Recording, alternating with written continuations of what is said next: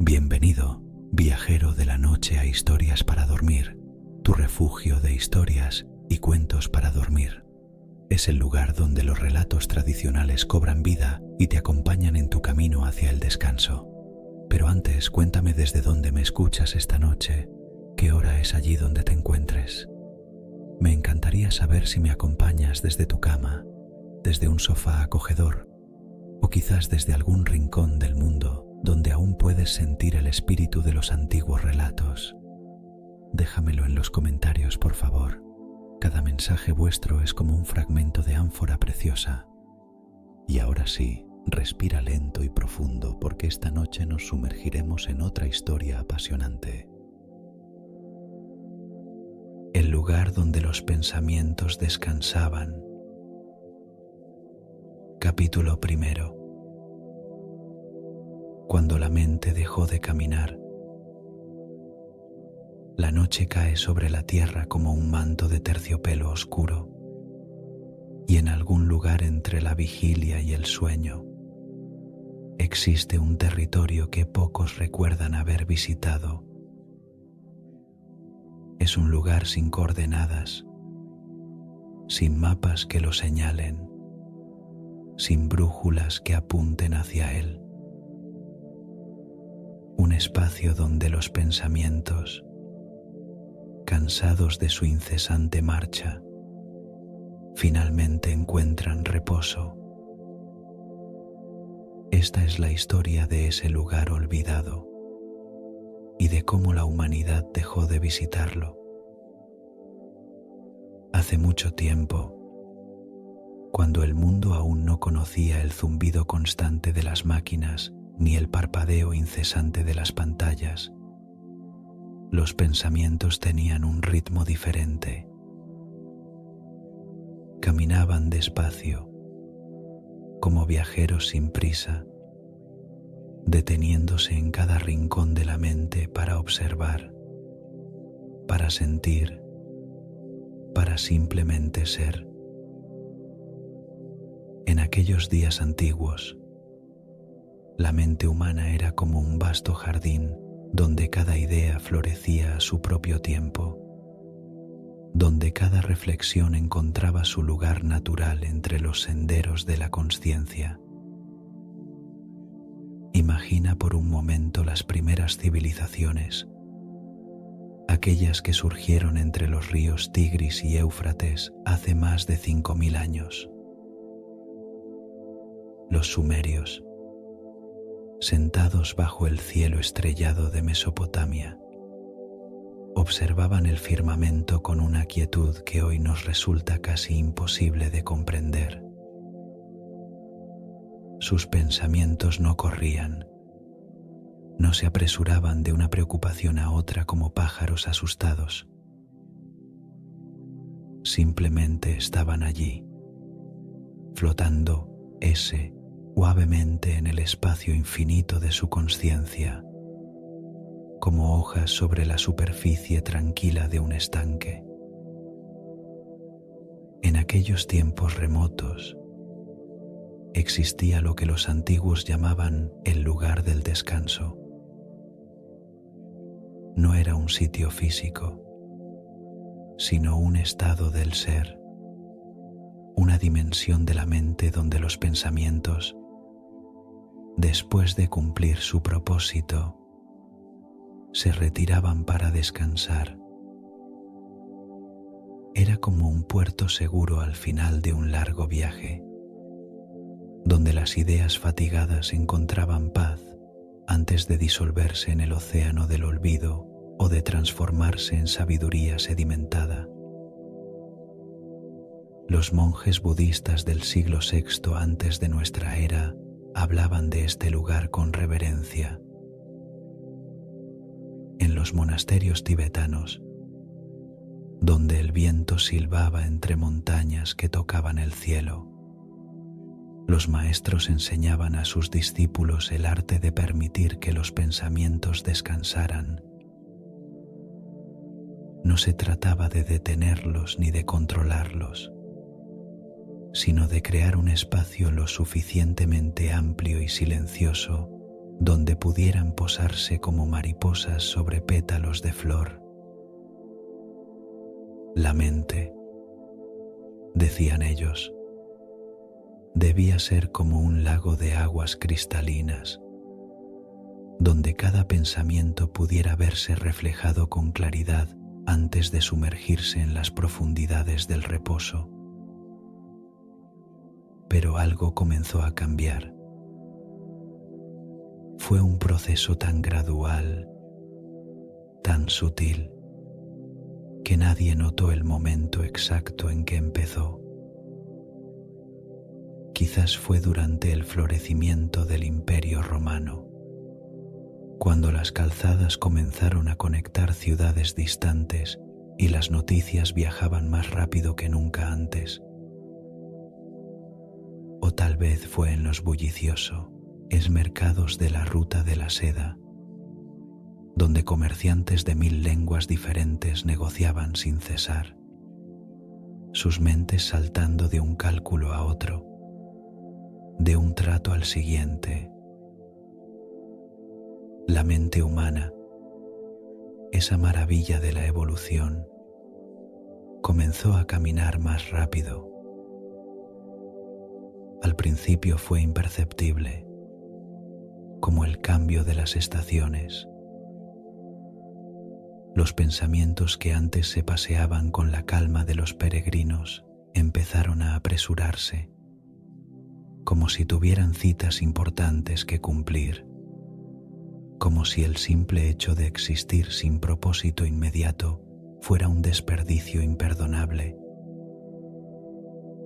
En la Europa medieval, mientras las catedrales góticas se elevaban hacia los cielos y las campanas marcaban las horas canónicas, el tiempo comenzó a dividirse en fragmentos cada vez más pequeños. Los monjes benedictinos del siglo VI de nuestra era organizaban sus días en períodos de oración, trabajo y estudio. Cada actividad tenía su momento preciso. Cada pensamiento debía dirigirse hacia su objetivo correspondiente. La contemplación, ese arte antiguo de permitir que la mente simplemente existiera sin propósito, empezó a verse como indulgencia, como tiempo perdido que podría emplearse en labores más productivas. Las horas se contaban, los días se medían, y los pensamientos comenzaron a sincronizarse con el ritmo de las campanas. Ya no había tiempo para el vagabundeo mental, para esos largos silencios donde la mente podía explorar territorios desconocidos sin rumbo fijo. El lugar del descanso se volvió más difícil de alcanzar, como una isla que lentamente se alejara de la costa, visible aún pero cada vez más distante. Durante el Renacimiento, en las prósperas ciudades italianas del siglo XV, la mente humana descubrió nuevos horizontes. Los pensadores de Florencia, Venecia y Roma exploraban las matemáticas, la astronomía, la anatomía humana con un fervor que encendía sus espíritus. Leonardo da Vinci, ese genio incansable, llenaba cuaderno tras cuaderno con observaciones, dibujos, inventos. Su mente nunca descansaba, saltaba de la pintura a la ingeniería, de la botánica a la arquitectura, como una abeja que visitara todas las flores de un jardín inmenso. Era hermoso, sí, ese despertar del conocimiento, pero algo precioso se estaba perdiendo en el proceso. Los pensamientos ya no caminaban, corrían, Y cuando corremos, dejamos de ver los detalles pequeños, las sutilezas del camino, las flores silvestres que crecen junto al sendero. Entonces llegó la imprenta de Gutenberg en el año 1456. De repente, las ideas podían reproducirse y viajar más allá de lo imaginable.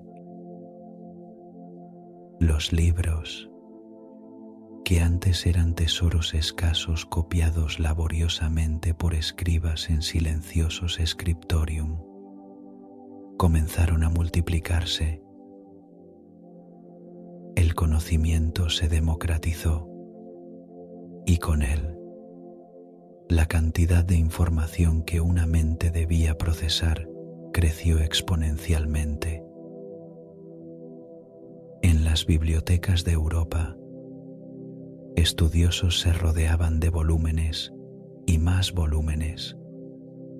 Sus mentes absorbiendo cantidades de información que habrían abrumado a sus ancestros. Los pensamientos ya no podían permitirse el lujo del descanso. Había demasiado que aprender, demasiado que descubrir, demasiado que comprender. El lugar del descanso se convirtió en un recuerdo lejano, una leyenda susurrada por ancianos que recordaban tiempos más lentos.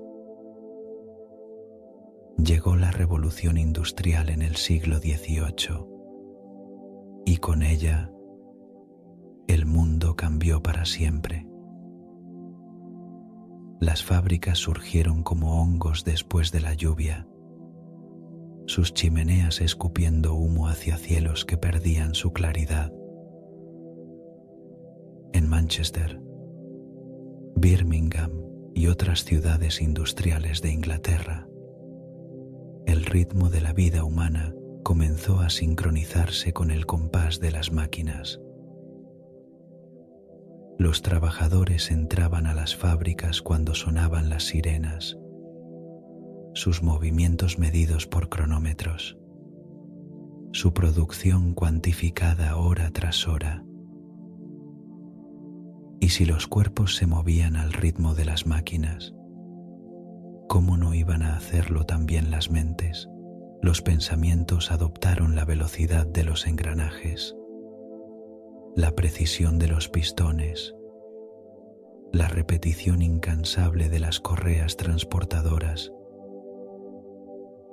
Ya no había espacio para la contemplación, para el pensamiento que vagaba sin destino. Cada idea debía tener un propósito. Cada reflexión debía conducir a alguna parte. Cada momento mental debía ser productivo. En las ciudades que crecían vertiginosamente, el ruido se convirtió en la banda sonora constante de la existencia.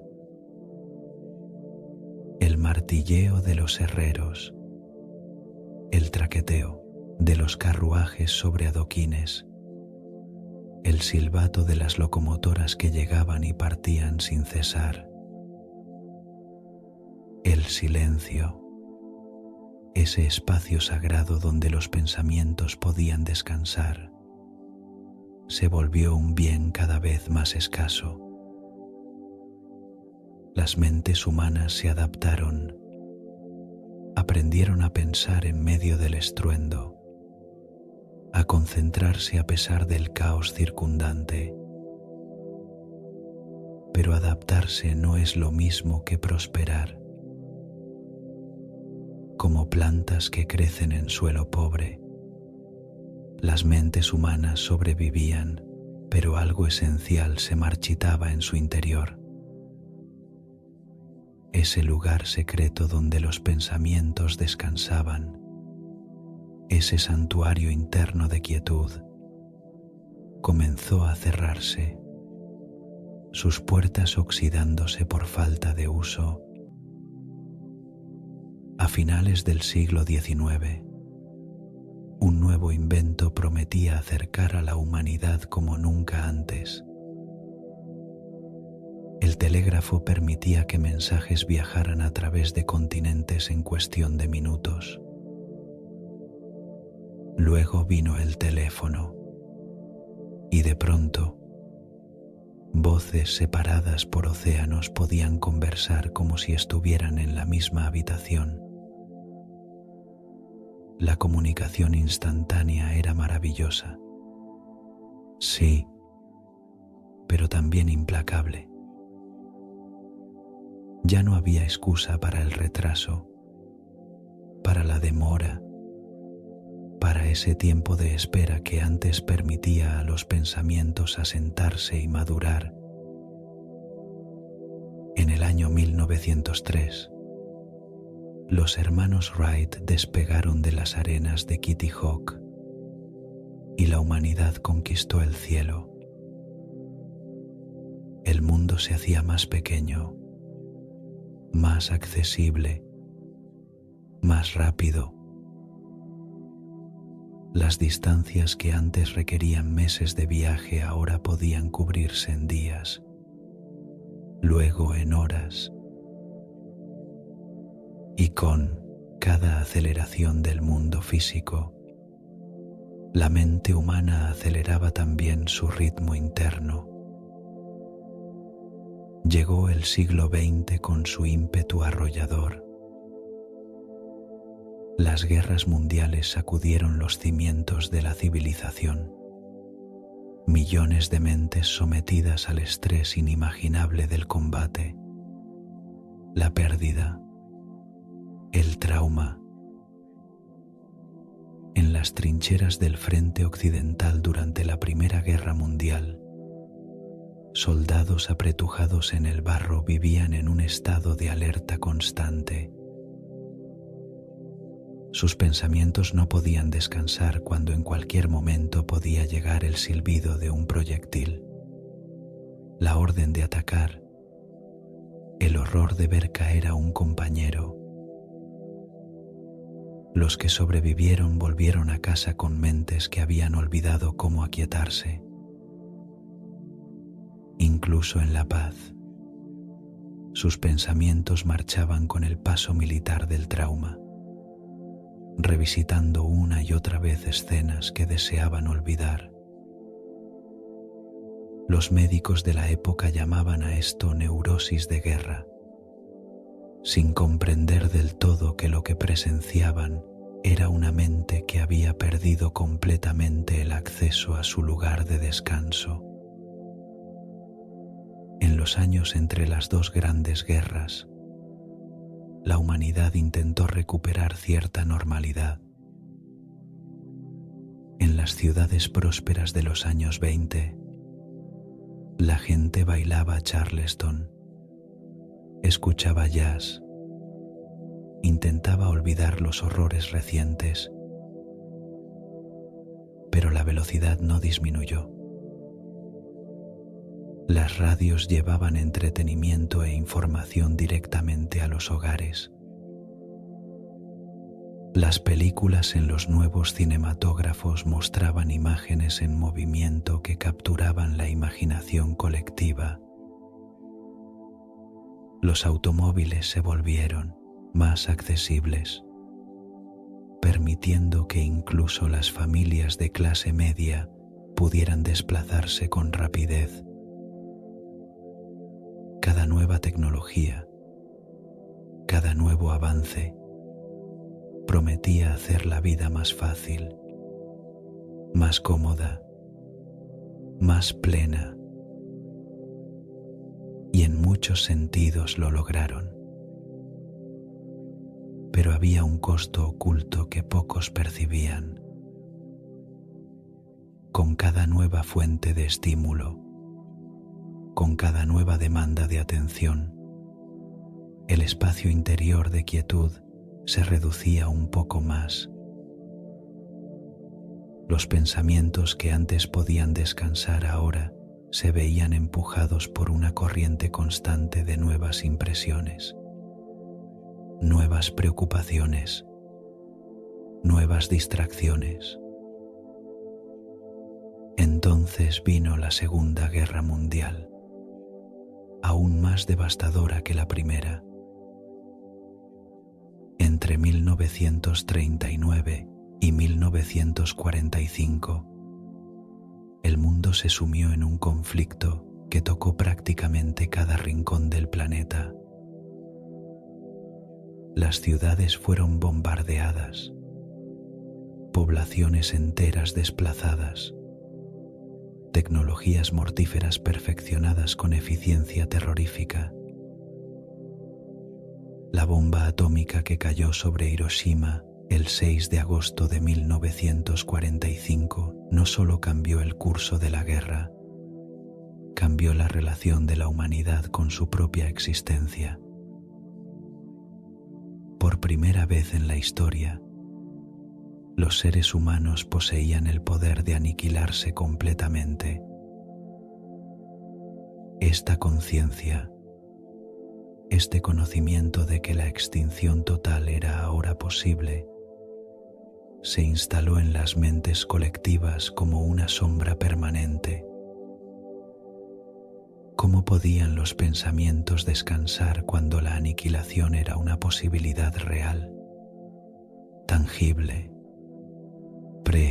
La posguerra trajo consigo una era de reconstrucción y también de innovación tecnológica sin precedentes. La televisión comenzó a entrar en los hogares durante los años 50, una ventana mágica que traía el mundo entero a la sala de estar. Las familias se reunían alrededor de esos aparatos titilantes, sus mentes absorbiendo horas de programación, sus pensamientos moldeándose según las narrativas que veían en la pantalla. La publicidad se volvió más sofisticada, más persuasiva, más omnipresente. Grandes mentes se dedicaban a estudiar cómo capturar la atención, cómo generar deseos, cómo hacer que la gente comprara cosas que no sabía que necesitaba. La mente humana se convirtió en un territorio en disputa, un recurso que todos querían explotar.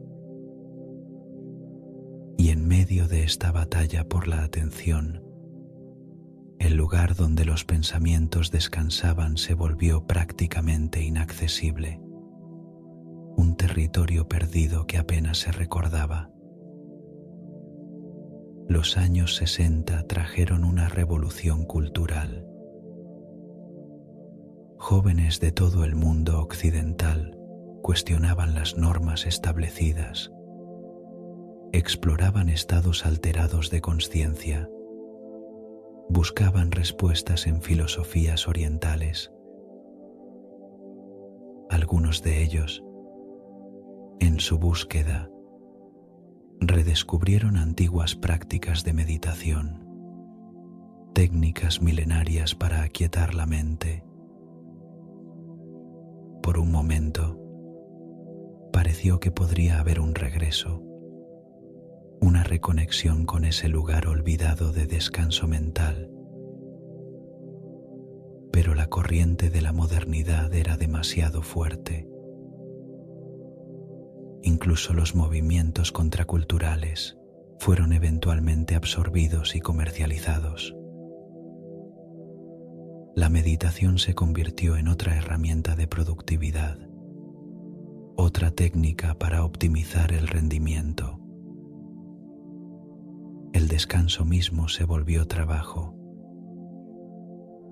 En los años 70 y 80, la electrónica comenzó a miniaturizarse. Las computadoras, que antes ocupaban habitaciones enteras, ahora cabían en escritorios.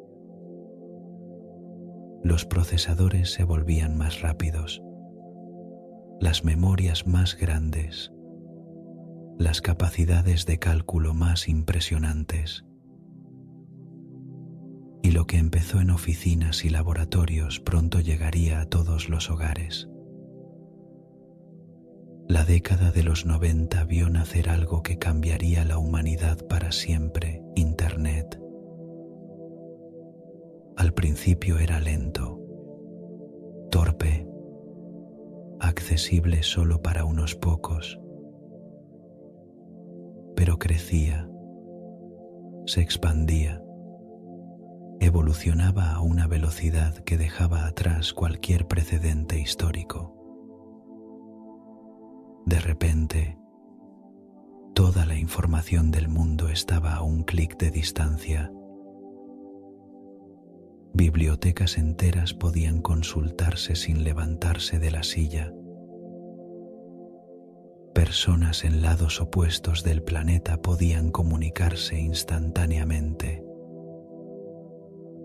Era asombroso, revolucionario, transformador, pero también era implacable. La mente humana, que había evolucionado durante millones de años para procesar el mundo a cierta velocidad, ahora debía adaptarse a un ritmo completamente antinatural. Los pensamientos ya no caminaban, ya ni siquiera corrían. Volaban, saltaban, se fragmentaban en 1000 direcciones diferentes, persiguiendo cada notificación, cada actualización, cada nueva pieza de información que aparecía en la pantalla. A principios del nuevo milenio, los teléfonos inteligentes pusieron todo ese poder en el bolsillo de miles de millones de personas. Ya no era necesario estar frente a una computadora para estar conectado. La conexión se volvió constante, perpetua, inescapable.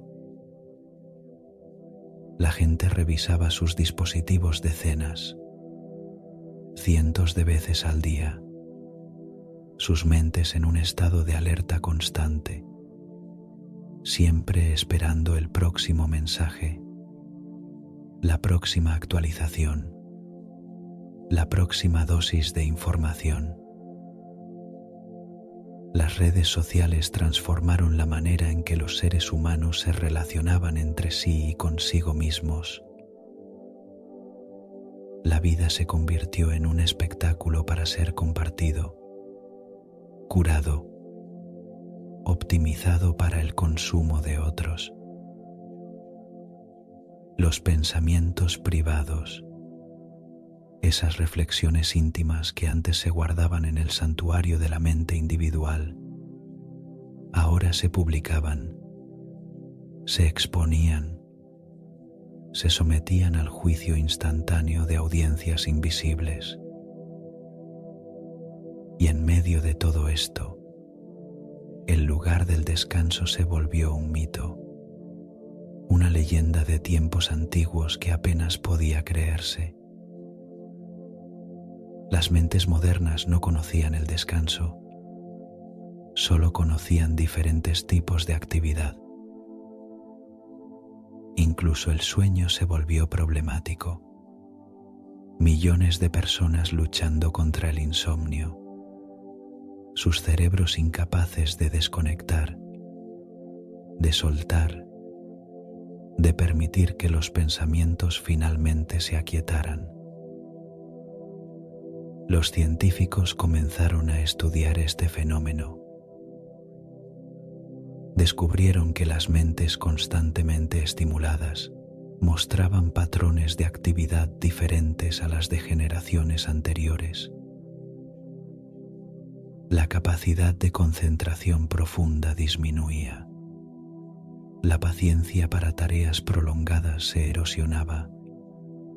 La tolerancia al aburrimiento desaparecía. Pero también descubrieron algo más preocupante: la capacidad de acceder a estados profundos de descanso mental se estaba perdiendo. Hubo quienes advirtieron sobre los peligros.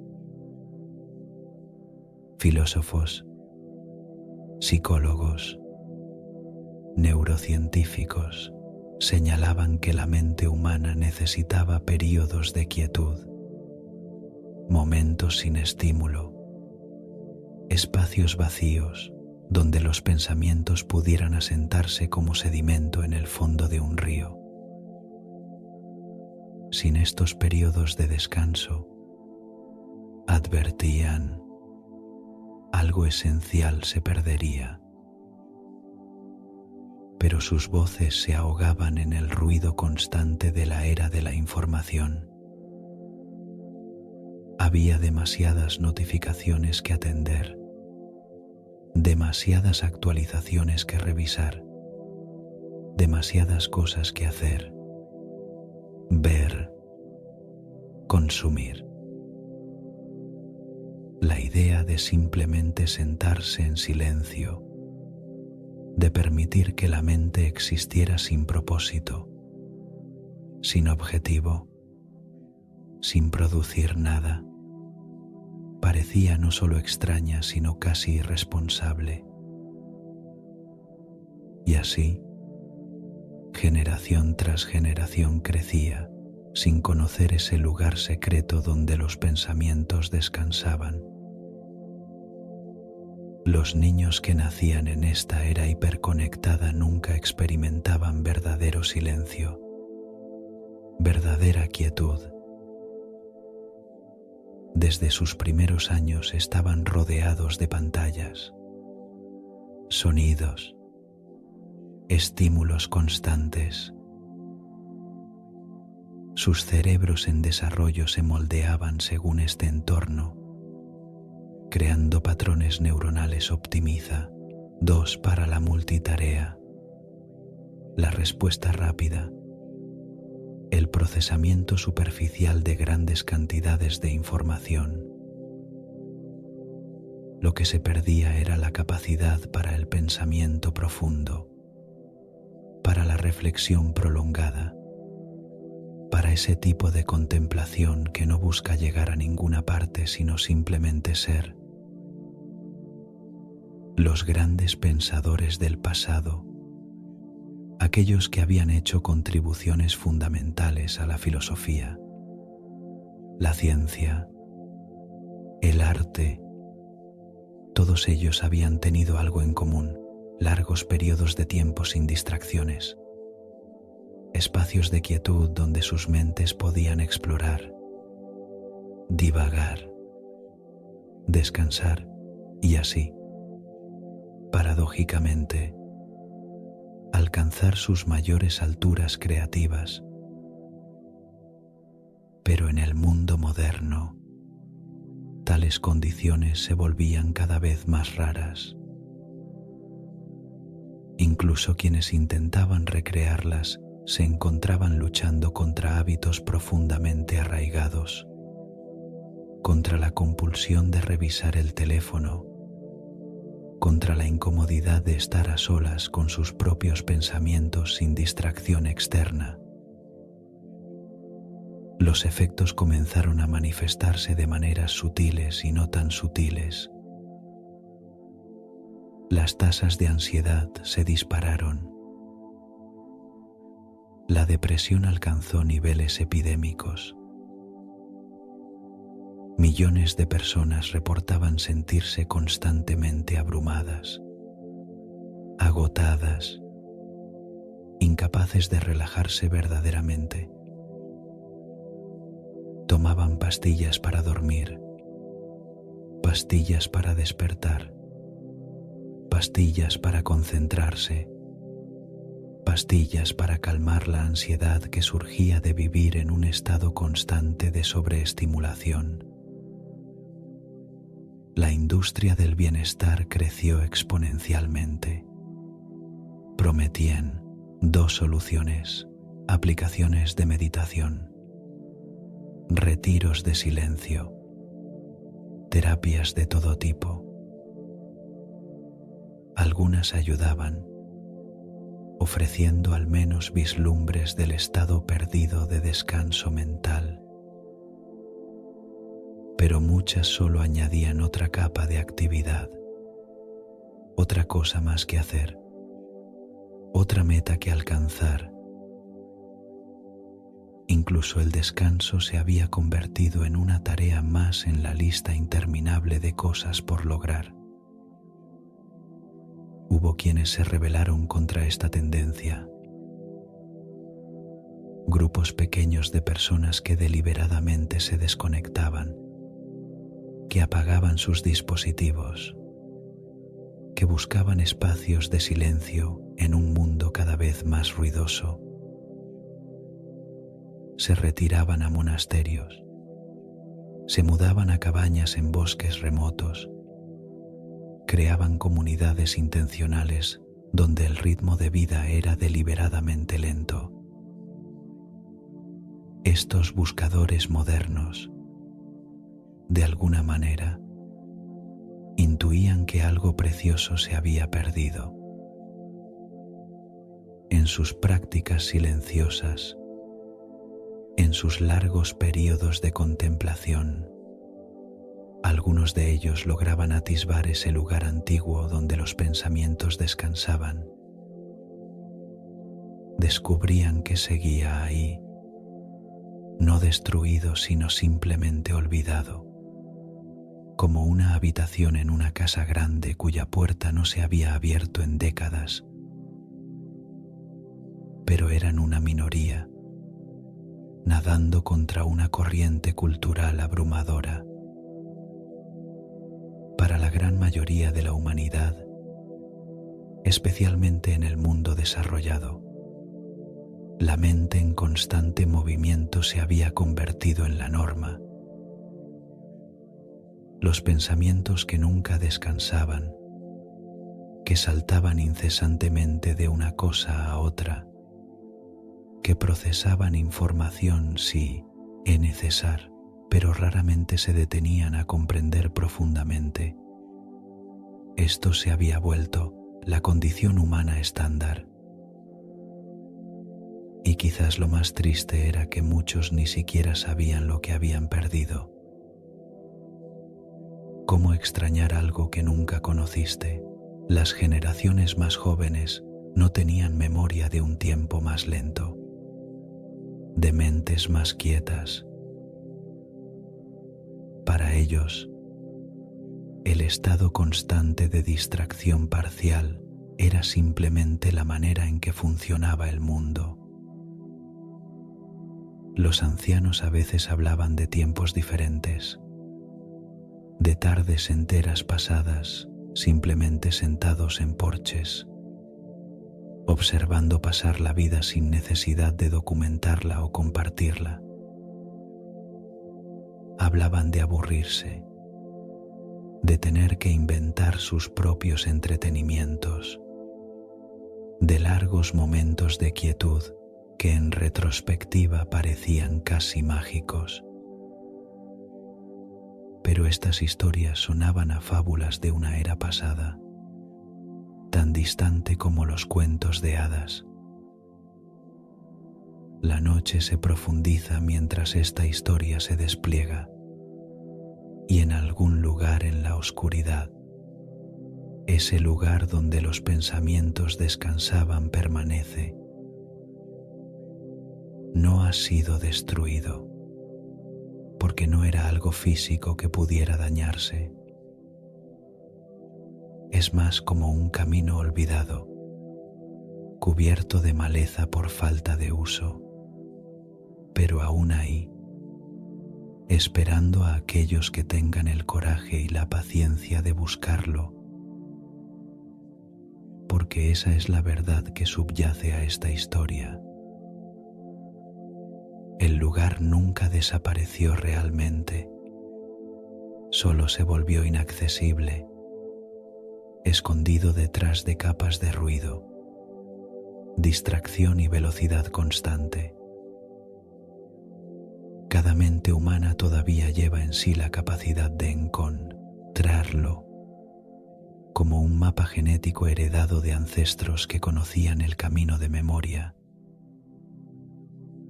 Encontrarlo requiere algo que se ha vuelto casi contracultural en la era moderna: la voluntad de detenerse, de no hacer nada, de permitir que los pensamientos simplemente sean sin dirigirlos, controlarlos u organizarlos.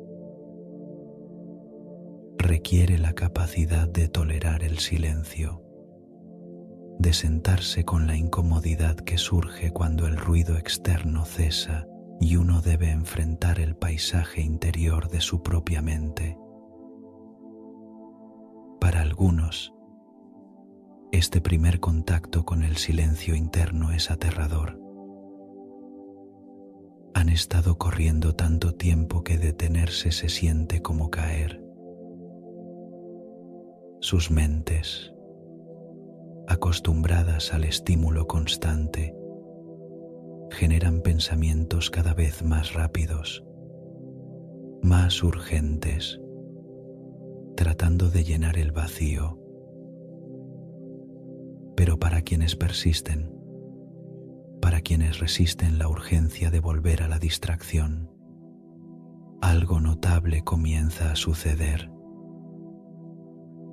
Los pensamientos, gradualmente, comienzan a desacelerarse, como corredores que finalmente se permiten detenerse después de una carrera larga. Empiezan a caminar más despacio, luego a pasear, eventualmente a simplemente estar. Y en ese estar, en esa quietud que no busca nada, ese lugar antiguo de descanso comienza a revelarse nuevamente. Es diferente para cada persona, porque ese lugar, aunque universal en su naturaleza, es también profundamente personal en su experiencia. Para algunos se siente como hundirse en aguas cálidas, un soltar de tensiones que ni siquiera sabían que cargaban.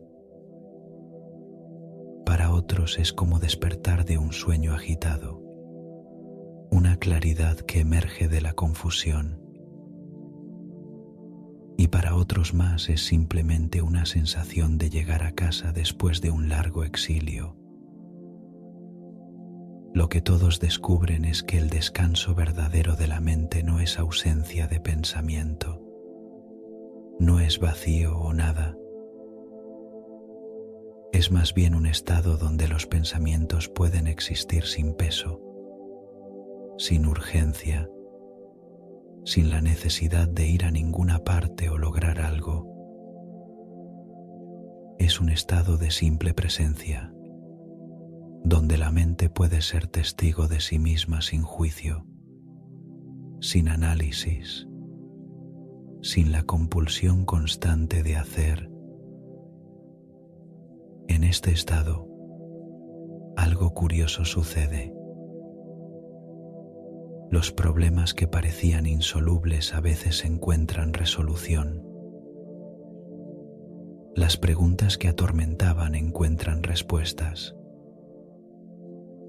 No porque la mente esté trabajando activamente en ellos, sino precisamente porque ha dejado de trabajar. Como agua turbia que se aclara cuando se le permite asentarse, la mente en reposo alcanza una claridad que el pensamiento frenético nunca puede lograr. Los creativos lo saben, o al menos los grandes creativos siempre lo han sabido. Las mejores ideas no vienen cuando se les persigue desesperadamente, sino cuando la mente está tranquila, quizás duchándose, caminando en ese espacio entre el sueño y la vigilia. Es en el descanso donde la creatividad verdadera florece, donde las conexiones inesperadas se forman, donde la innovación genuina emerge. Pero en un mundo que valora la productividad constante, que mide el valor en términos de output medible. Esta verdad es difícil de aceptar. ¿Cómo justificar tiempo aparentemente no productivo? ¿Cómo defender el no hacer nada en una cultura que glorifica el hacer constante? Es una paradoja que cada vez más personas enfrentan. Saben que necesitan descansar, pero no pueden permitirse el lujo de hacerlo, o han olvidado cómo. Y así el ciclo continúa.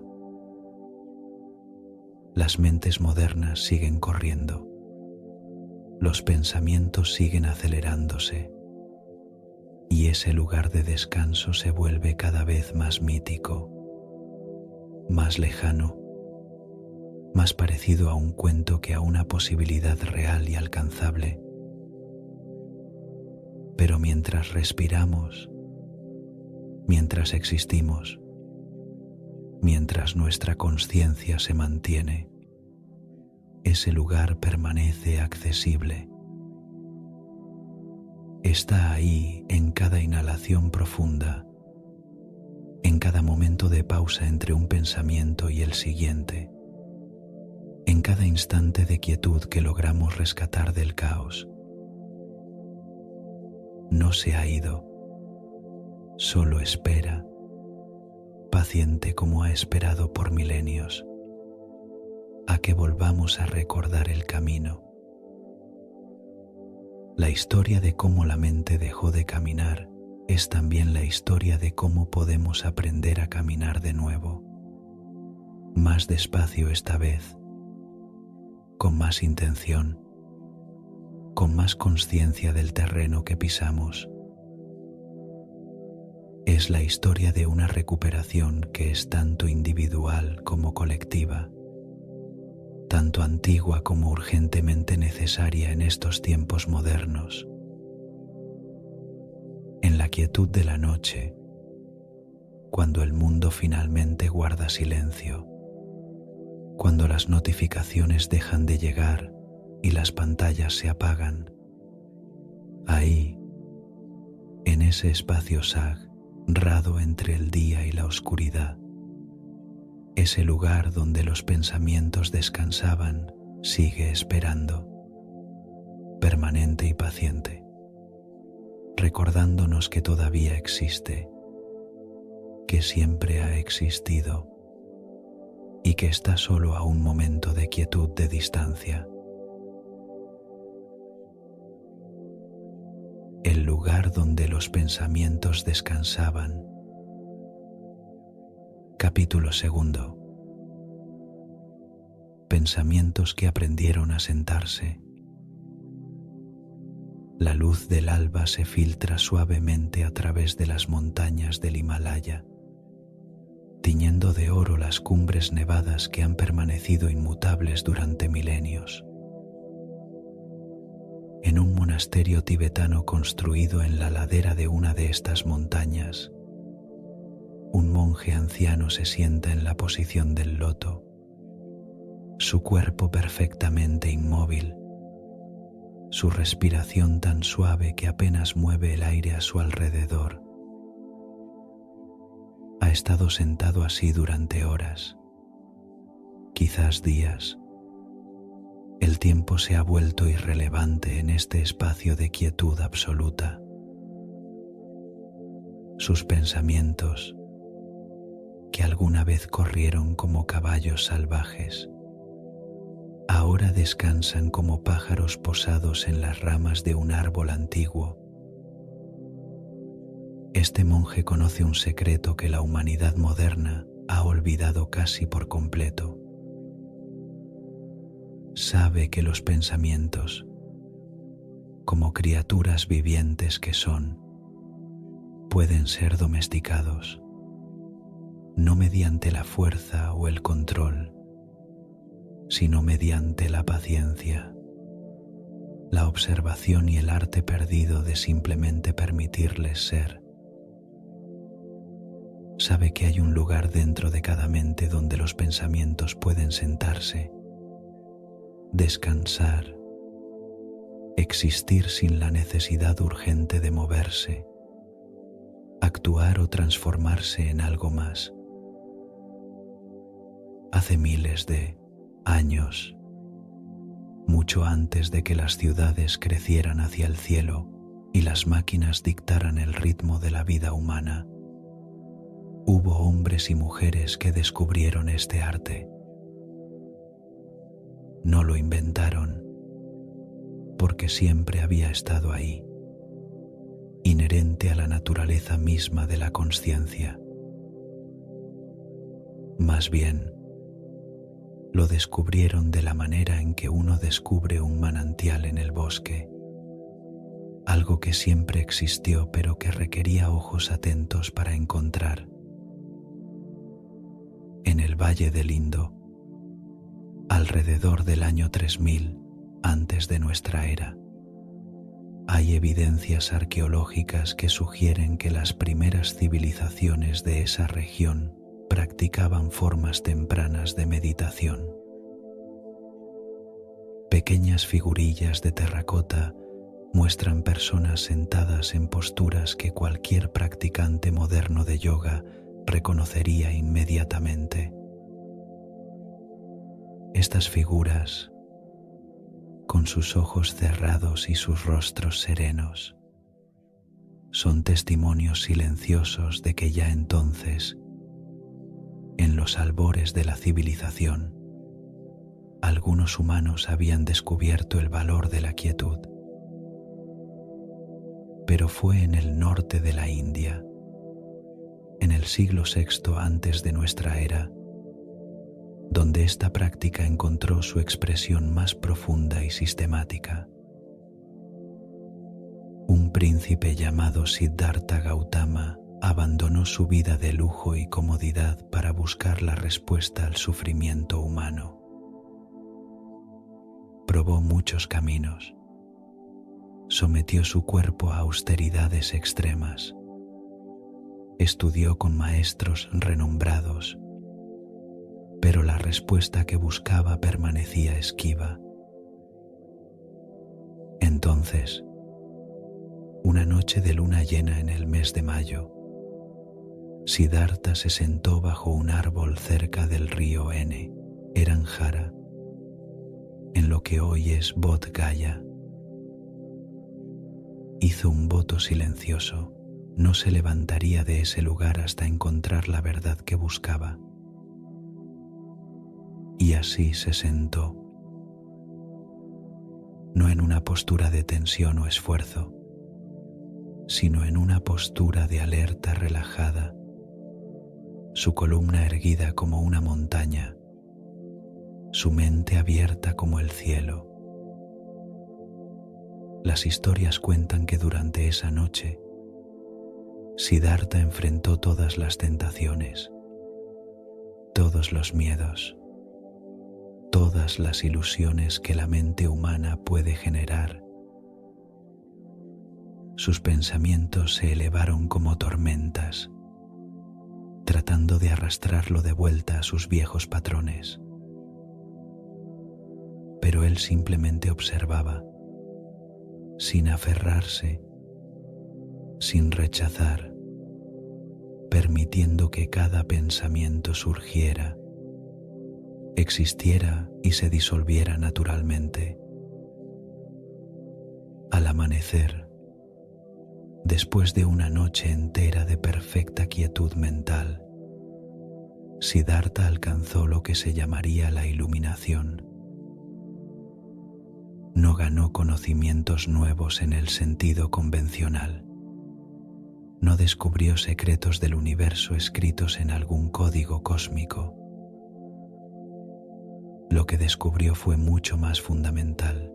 Descubrió que cuando los pensamientos aprenden a sentarse, cuando la mente encuentra su descanso natural, una claridad emerge que trasciende todo conocimiento ordinario.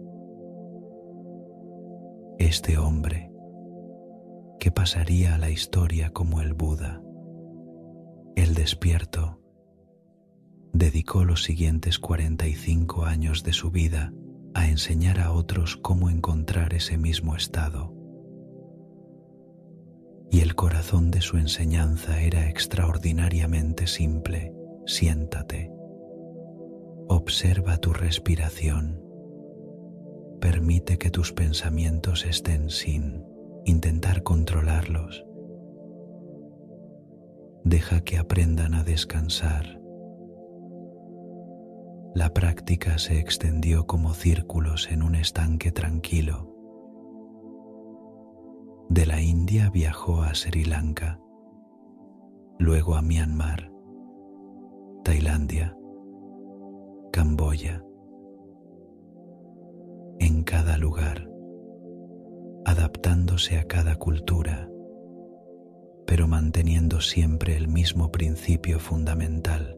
La mente puede encontrar paz no mediante el esfuerzo, sino mediante la renuncia al esfuerzo.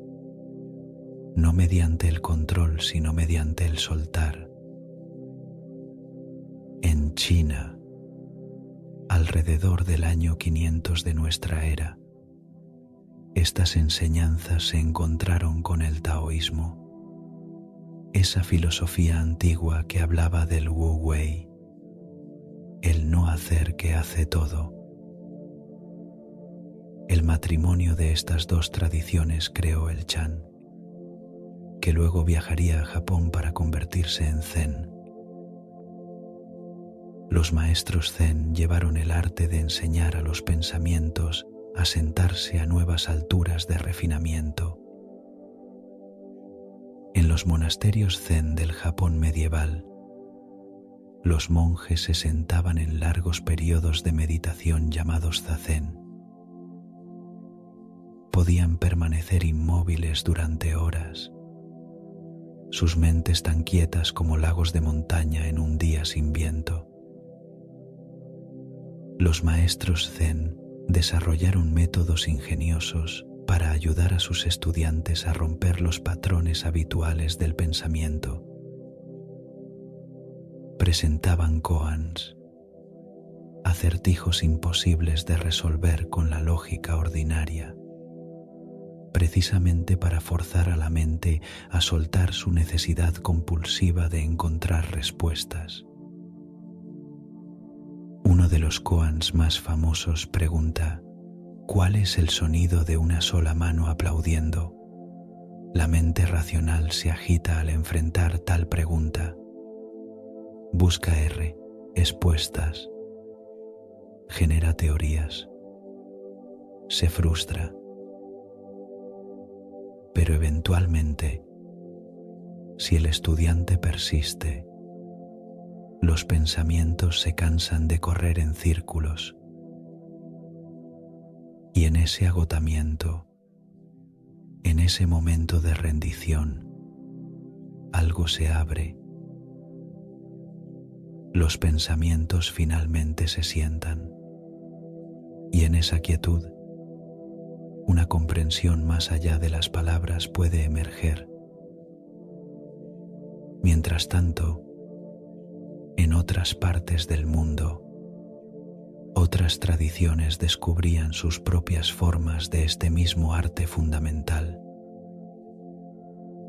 En las cuevas del desierto de Egipto, en los siglos III y IV de nuestra era, los padres del desierto cristianos practicaban lo que llamaban esikasm, la quietud del corazón. Se retiraban a la soledad extrema del desierto, buscando en ese vasto silencio exterior un reflejo del silencio interior que anhelaban. Estos ermitaños cristianos desarrollaron una práctica de oración contemplativa que tenía sorprendentes similitudes con las prácticas budistas del otro lado del mundo. Repetían incesantemente una oración simple: la oración del corazón, Señor Jesucristo, Hijo de Dios, ten piedad de mí. Pero no era la repetición en sí lo que importaba, sino lo que la repetición permitía. Al dar a la mente algo simple en que enfocarse, los pensamientos habituales gradualmente se aquietaban, se asentaban, aprendían a descansar. Un monje del siglo XIV llamado San Gregorio Palamas escribió extensamente sobre esta práctica. Describía cómo, mediante la repetición constante de la oración combinada con una atención especial a la respiración, el monje podía alcanzar un estado de profunda quietud interior. En ese estado, escribía, los pensamientos dejaban de saltar como monos de rama en rama y en su lugar se posaban, tranquilos y silenciosos, permitiendo que una luz interior emergiera. En la tradición islámica sufí, maestros como Rumi en el siglo XIII hablaban del dhikr, la remembranza de Dios mediante la repetición de sus nombres. Los derviches giratorios de Konya desarrollaron una forma de meditación en movimiento, sus cuerpos rotando en círculos constantes mientras sus mentes se aquietaban en el centro de ese movimiento. Era una paradoja hermosa, movimiento extremo en lo exterior, quietud perfecta en lo interior. Rumi escribió en sus poemas sobre la necesidad de crear espacio dentro de la mente, de vaciarla como se vacía una copa para que pueda llenarse de nuevo con vino divino. Hablaba de los pensamientos como invitados en la casa del alma, algunos bienvenidos, otros problemáticos, pero todos merecedores de atención antes de ser despedidos. Y en ese atender sin aferrarse, los pensamientos aprendían a no quedarse más tiempo del necesario, a venir, descansar brevemente y partir. En todas estas tradiciones, tan diversas en sus formas externas, tan diferentes en sus contextos culturales y religiosos, había un hilo común. Todas reconocían que la mente humana, dejada a sus propios dispositivos, tiende al movimiento constante, a la agitación, al saltar de un pensamiento a otro, como una llama azotada por el viento. Y todas ofrecían métodos para calmar ese viento, para permitir que la llama ardiera firme y clara. Pero estas tradiciones existían principalmente en los márgenes de la sociedad. Eran practicadas por monjes, ermitaños, místicos, personas que habían elegido vidas de contemplación apartadas del bullicio del mundo ordinario.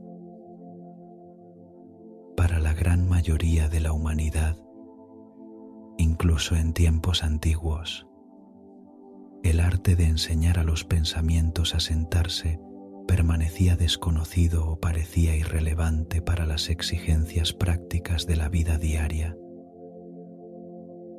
Esto comenzó a cambiar de maneras inesperadas en el siglo XIX,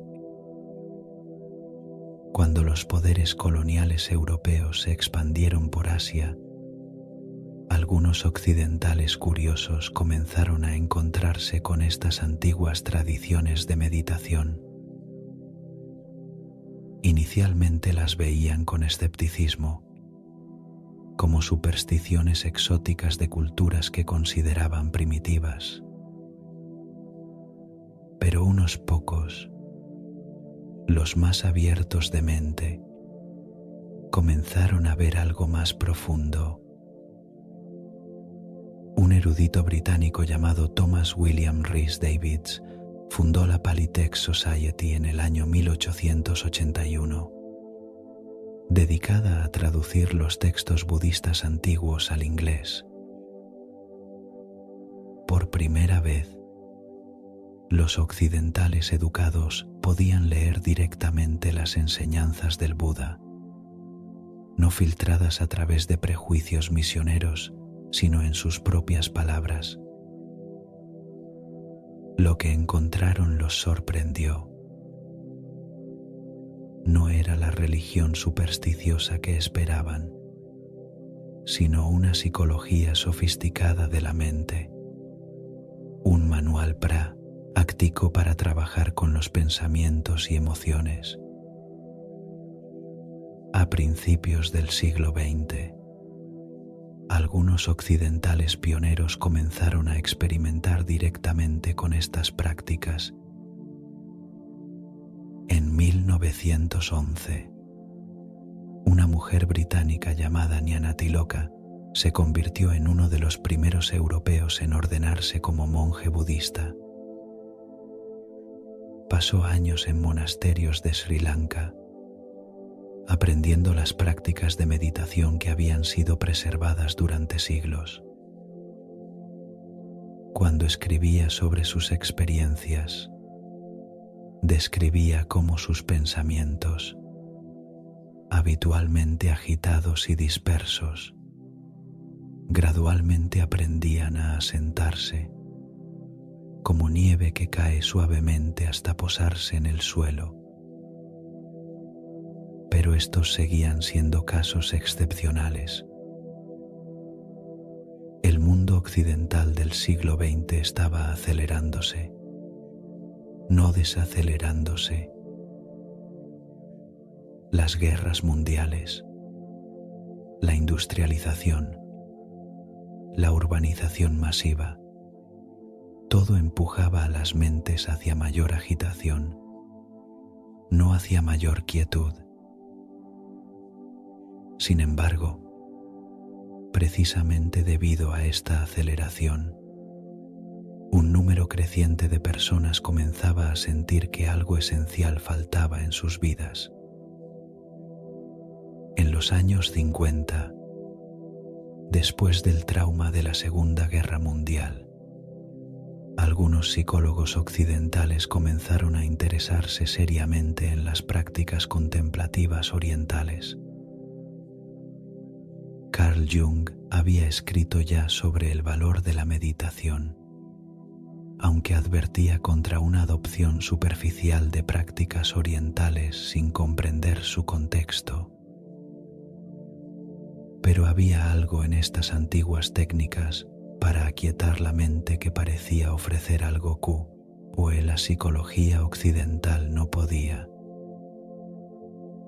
La explosión llegó en los años 60. Jóvenes occidentales, desilusionados con el materialismo de sus sociedades, viajaron en masa hacia el este, buscando maestros espirituales, buscando respuestas que sentían que su propia cultura no les ofrecía. Llegaban a ashrams en India, a monasterios en Tailandia, a centros zen en Japón, dispuestos a sentarse durante horas, días, semanas, aprendiendo el arte antiguo de permitir que sus pensamientos descansaran. Muchos encontraron que era extraordinariamente difícil.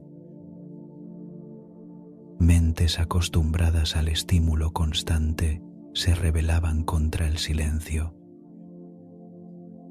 Sentarse quieto sin distracción era casi insoportable al principio. Los pensamientos no solo no se sentaban, parecían multiplicarse, volverse más ruidosos, más insistentes, como si protestaran contra este intento de domesticarlos. Pero los maestros sabían que esto era normal, incluso necesario.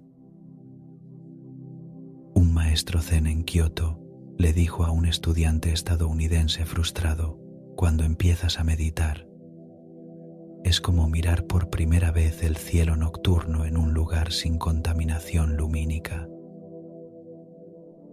No es que de repente haya más estrellas, siempre estuvieron ahí. Simplemente ahora puedes verlas.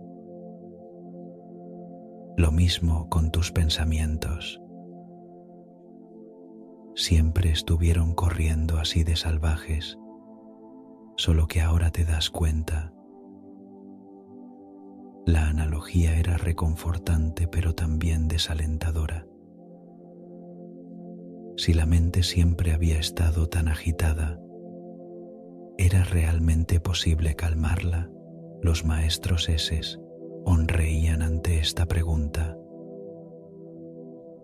Sí, decían, pero requiere paciencia, requiere práctica, requiere ser gentil contigo mismo.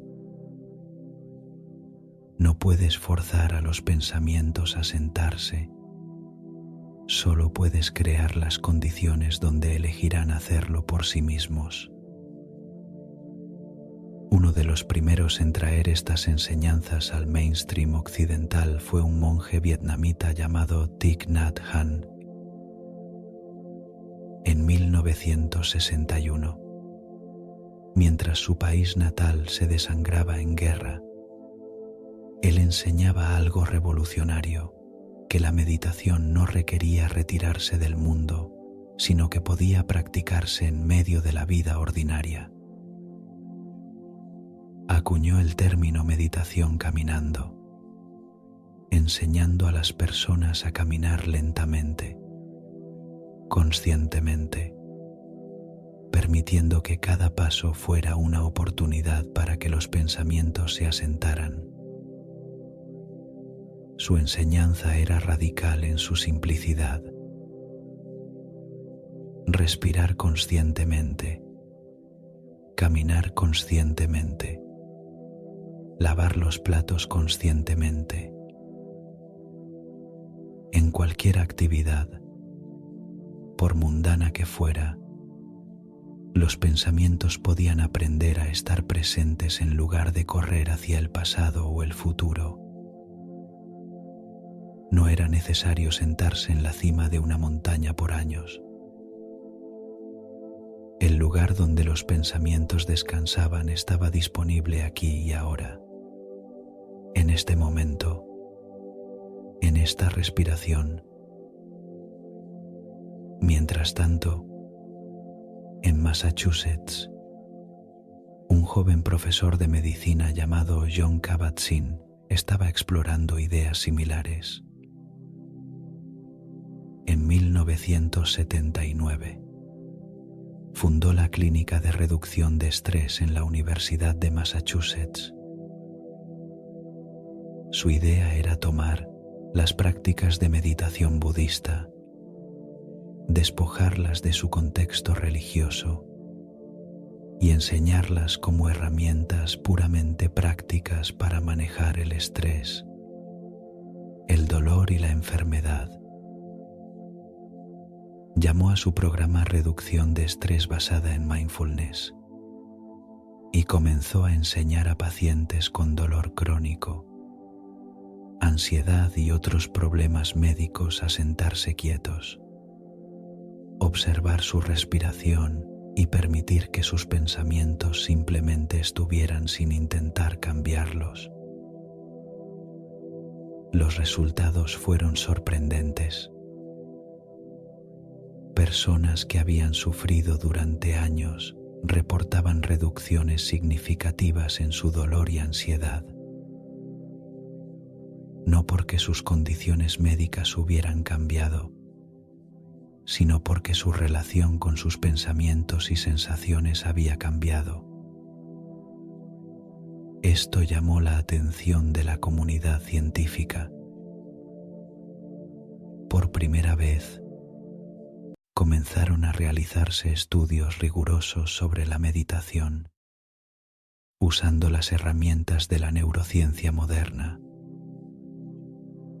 investigadores escaneaban los cerebros de meditadores experimentados, midiendo la actividad eléctrica, observando qué áreas se iluminaban durante diferentes estados mentales. Lo que descubrieron fue fascinante. Los cerebros de meditadores de largo plazo mostraban diferencias estructurales comparados con los de no meditadores. Tenían mayor densidad de materia gris en áreas asociadas con la atención, la regulación emocional y la autoconsciencia. Sus patrones de ondas cerebrales durante la meditación mostraban estados de coherencia que raramente se veían en mentes no entrenadas. Uno de los estudios más reveladores involucró a un monje tibetano llamado Mathieu Ricard, quien había sido científico molecular antes de convertirse en monje. Cuando los investigadores midieron su actividad cerebral durante estados profundos de meditación, encontraron niveles de ondas gamma asociadas con la atención y el procesamiento cognitivo que estaban completamente fuera de las gráficas normales. La prensa lo llamó el hombre más feliz del mundo, aunque él protestaba que tal título era absurdo. Pero lo que estos estudios estaban demostrando era algo que los meditadores habían sabido durante milenios, que la mente es entrenable, que los pensamientos pueden aprender nuevos patrones, que el estado de agitación constante no es inevitable sino modificable. Era posible, con práctica, enseñar a los pensamientos a sentarse. Estos descubrimientos científicos llegaron en un momento crucial. A principios del siglo XXI, cuando la revolución digital estaba alcanzando su clímax, cuando los teléfonos inteligentes comenzaban a dominar la vida moderna, cuando la atención humana se fragmentaba en 1000 direcciones diferentes, de repente había evidencia científica de que existía una alternativa, que no teníamos que ser esclavos de nuestros pensamientos agitados, que había un camino de regreso hacia la quietud. Aplicaciones de meditación comenzaron a aparecer, prometiendo enseñar estas antiguas prácticas a través de auriculares y pantallas. Headspace, lanzada en 2010, fue una de las primeras. Calm siguió en 2012. Estas aplicaciones hacían algo que habría sido inimaginable para los monjes antiguos. Llevaban instrucciones de meditación directamente a los bolsillos de millones de personas. Era irónico usar la misma tecnología que había fragmentado la atención moderna para intentar repararla. Pero funcionaba, al menos para algunos. Personas que nunca habrían considerado visitar un centro de meditación podían ahora probar una sesión guiada de 10 minutos mientras esperaban el autobús. Y algunos de ellos, en esos breves momentos de quietud, atisbaban algo que habían olvidado que existía. Sin embargo, había peligros en esta comercialización de la práctica. La meditación comenzó a venderse como otra herramienta de productividad, otra forma de optimizar el rendimiento. Medita para ser más eficiente en el trabajo, decían los artículos de revistas de negocios. Medita para dormir mejor y así trabajar más duro al día siguiente. verdadero propósito: enseñar a los pensamientos a descansar simplemente porque el descanso tiene valor en sí mismo. Se perdía en medio del ruido del self-improvement. Algunos maestros tradicionales miraban esto con preocupación. La meditación, advertían, no era una aspirina mental para aliviar el estrés causado por un estilo de vida insostenible. Era una invitación a cuestionar ese estilo de vida mismo. Cuando los pensamientos verdaderamente aprendían a sentarse, cuando uno experimentaba la quietud profunda que era posible, surgían preguntas inevitables sobre cómo vivimos, qué valoramos, qué perseguimos. Un maestro zen contemporáneo, hablando en un retiro en California, lo expresó así: cuando tus pensamientos finalmente se sientan después de años de correr y miras alrededor del paisaje de tu mente por primera vez con claridad, puedes descubrir que no te gusta lo que ves. Puedes descubrir que has estado persiguiendo cosas que no te importan realmente, viviendo según valores que no son tuyos. Esa es la verdadera crisis y es también la verdadera oportunidad, porque ahí radicaba el poder transformador real de enseñar a los pensamientos a sentarse. No era simplemente sentirse más relajado o menos estresado, aunque esos fueran beneficios bienvenidos. Era la posibilidad de ver con claridad, quizás por primera vez, quién eres realmente cuando quitas todas las capas de condicionamiento, todas las voces que te dicen quién deberías ser, todos los pensamientos habituales que corren en bucles automáticos. En los retiros de meditación intensivos, llamados sesshin en la tradición zen o retiros vipassana en la tradición budista Theravada, los participantes se sentaban en silencio durante días, a veces semanas. El horario era riguroso: despertar antes del amanecer, sentarse en meditación durante horas con solo breves descansos para comer y dormir. No había distracciones, no había conversaciones, no había libros ni teléfonos, nada excepto el propio yo enfrentándose a sí mismo. Los primeros días de tales retiros solían ser tortuosos. El cuerpo dolía por estar sentado tanto tiempo. La mente se rebelaba, generando torrentes de pensamientos, recuerdos, fantasías, cualquier cosa para escapar del momento presente. Algunos participantes experimentaban lo que se llamaba la tormenta antes de la calma, periodos de intensa agitación mental donde cada supresión, cada preocupación, cada trauma enterrado parecía surgir a la superficie.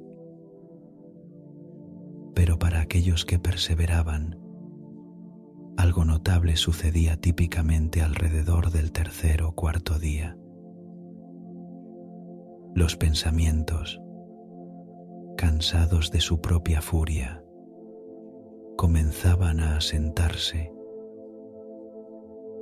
como sedimento en agua agitada que finalmente se posa en el fondo cuando el agua se deja quieta. Los pensamientos encontraban su lugar natural de reposo, y en esa quietud emergente, una claridad aparecía que muchos describían como ver por primera vez. Una mujer que asistió a su primer retiro de 10 días en 2017 lo describió así: fue como si hubiera estado viendo el mundo a través de un parabrisas cubierto de mugre toda mi vida. Y de repente alguien lo limpió.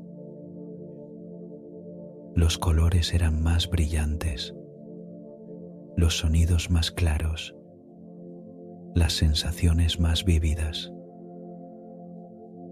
Pero lo más impactante fue darme cuenta de cuántos de mis pensamientos no eran realmente míos, sino grabaciones que se reproducían automáticamente, voces de mis padres, de la sociedad, de mis miedos. Cuando esos pensamientos se sentaron, pude ver cuáles eran realmente míos. Esta experiencia de claridad no era exclusiva de retiros intensivos. Incluso en prácticas breves y cotidianas, momentos de ella podían filtrarse.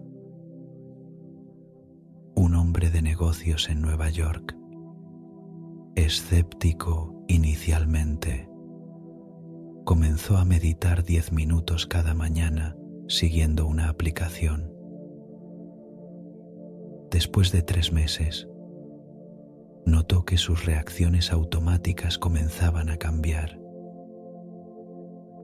Donde antes habría respondido con ira inmediata a un email frustrante, ahora había un espacio, un momento de pausa donde podía elegir su respuesta.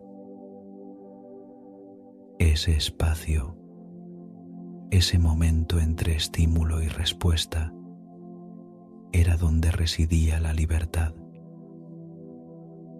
Y se creaba cuando los pensamientos aprendían a no saltar inmediatamente, cuando podían sentarse quietos por un instante antes de reaccionar. Era un cambio sutil pero profundo en la relación con la propia mente. Los neurocientíficos tenían una explicación para esto. La meditación regular fortalecía las conexiones entre la corteza prefrontal, el centro del pensamiento racional y deliberado, y la amígdala, el centro de las reacciones emocionales automáticas. Con práctica, la corteza prefrontal se volvía mejor en modular las respuestas de la amígdala, creando ese espacio crucial entre estímulo y respuesta. Pero la explicación neurológica, aunque fascinante, no capturaba la experiencia vivida de lo que significaba tener pensamientos que habían aprendido a sentarse. Era como la diferencia entre leer la descripción química del sabor del chocolate y realmente probarlo. Los mapas cerebrales podían mostrar qué estaba sucediendo, es menor que, numeral 1, es mayor que, pero no transmitían cómo se sentía. Se sentía como volver a casa después de un largo exilio, como encontrar un silencio que no era vacío sino lleno de una presencia viva,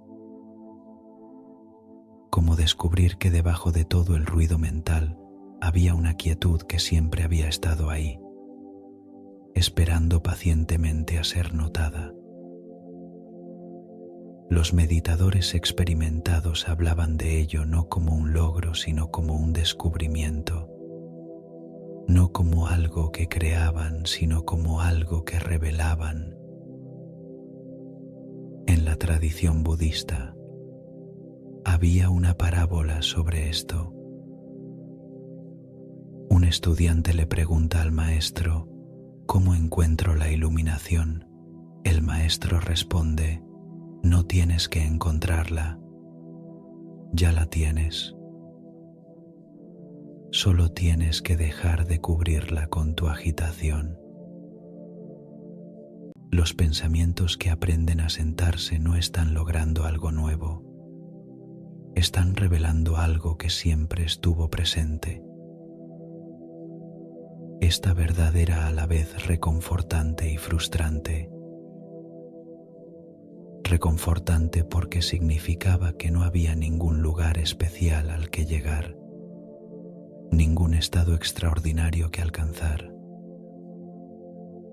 La paz que buscamos ya está aquí, en este momento, accesible ahora. Frustrante porque si ya está aquí, ¿por qué es tan difícil encontrarla? ¿Por qué requiere tanta práctica, tanta paciencia, tanto sentarse quieto cuando cada fibra del ser quiere moverse? La respuesta, descubrían los practicantes, era que hábitos de toda una vida no se deshacen en un día. Los pensamientos han estado corriendo en ciertos patrones durante décadas, reforzados miles de veces. Enseñarles a sentarse es como entrenar a un cachorro excitable. Requiere consistencia, gentileza y tiempo. No puedes forzarlo, solo puedes crear las condiciones correctas y esperar con paciencia. Y las condiciones correctas variaban de persona a persona. Algunos encontraban que sentarse en silencio formal era lo que necesitaban. Otros encontraban su quietud en movimiento, en yoga, tai chi o caminatas contemplativas. Algunos necesitaban guía constante, la voz de un maestro o una aplicación conduciéndolos. Otros preferían el silencio completo, sin palabras que interrumpieran su exploración. Lo que todos compartían, independientemente del método, era el descubrimiento de que cuando los pensamientos finalmente se sentaban, cuando la mente encontraba su descanso natural, algo fundamental cambiaba en la experiencia de estar vivo. Los problemas no desaparecían necesariamente, pero la relación con ellos se transformaba. El sufrimiento no terminaba, pero la resistencia al sufrimiento, que a menudo causaba más dolor que el sufrimiento mismo, se suavizaba. Un maestro de meditación vipassana lo explicaba así: imagina que estás en un bote en un lago durante una tormenta. Las olas son enormes. El bote se sacude violentamente y tu instinto es luchar contra las olas, remar desesperadamente tratando de controlarlas. Pero las olas son demasiado fuertes. Tus esfuerzos solo te agotan.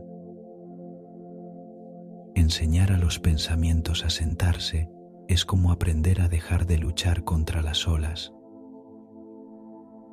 No puedes controlarlas, es menor que, uno numeral es mayor que, pero puedes aprender a balancearte con ellas, a dejar que el bote suba y baje sin resistencia. Las olas siguen ahí, pero ya no eres su víctima.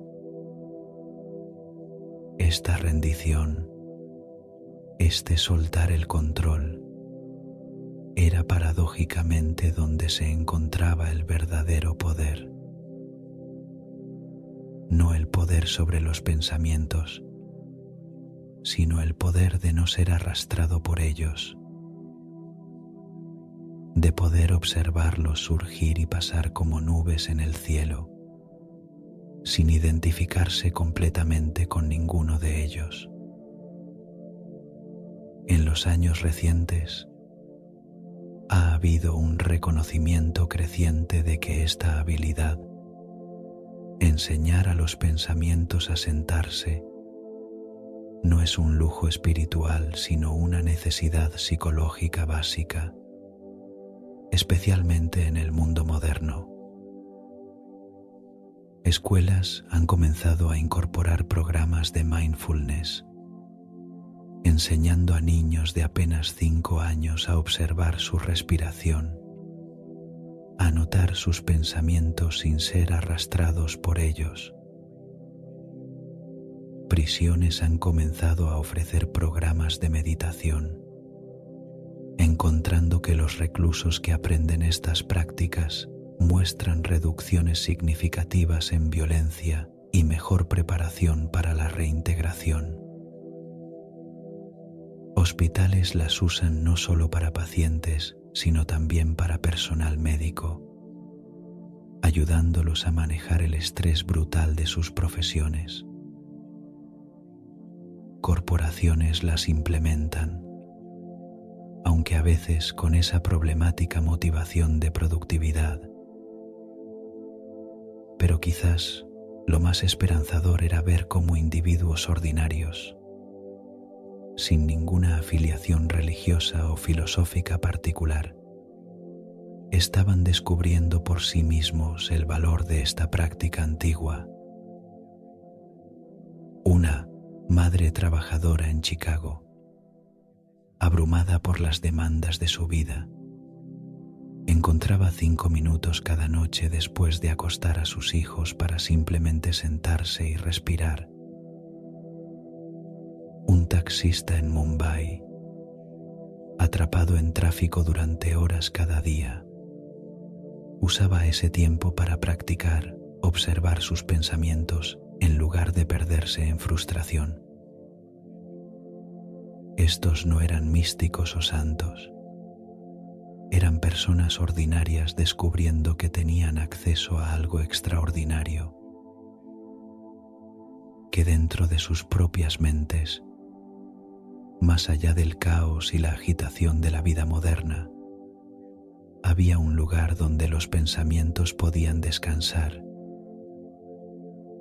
y que encontrar ese lugar, aprender a volver a él una y otra vez, hacía que todo lo demás en la vida se volviera un poco más manejable, un poco más claro, un poco más vívido.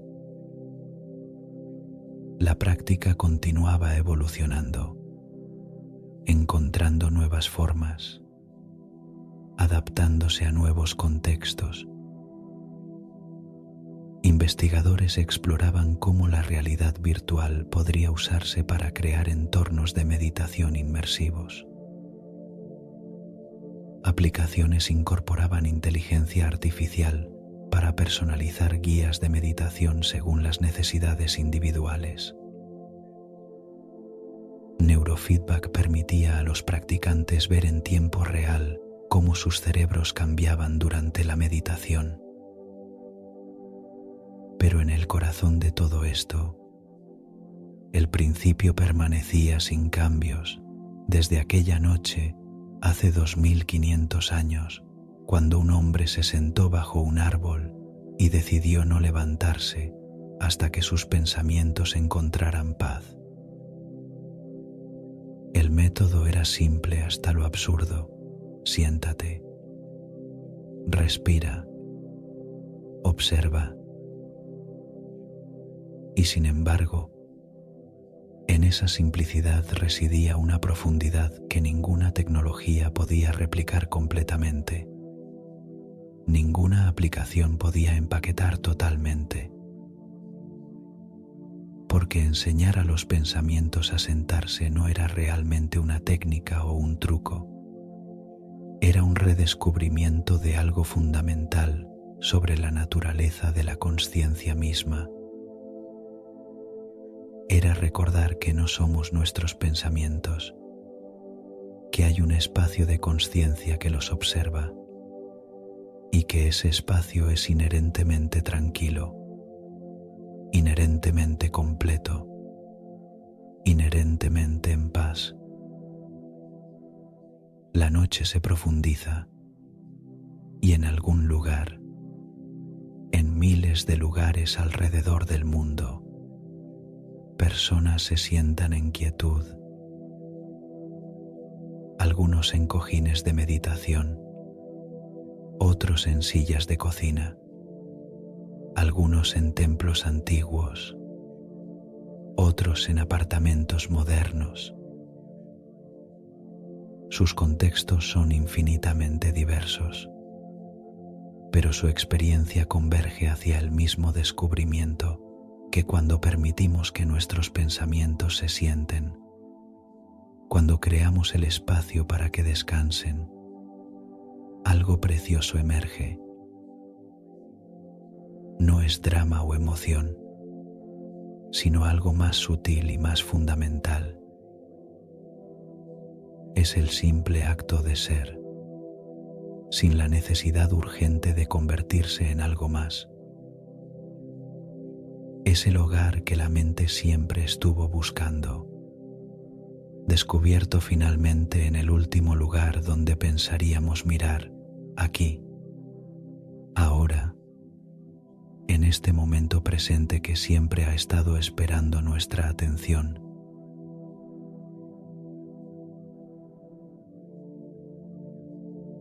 Afloja la tensión en tu frente, relaja los músculos alrededor de los ojos, permite que tus brazos descansen completamente, pesados y cálidos, a ambos lados de tu cuerpo. Tu respiración fluye ahora con naturalidad, como olas suaves que tocan la orilla y se retiran sin esfuerzo.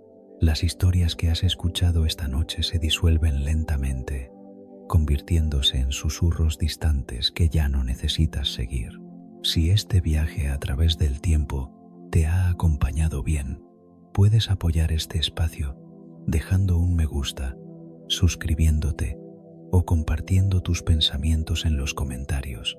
Así, más personas que buscan descanso podrán encontrar refugio aquí.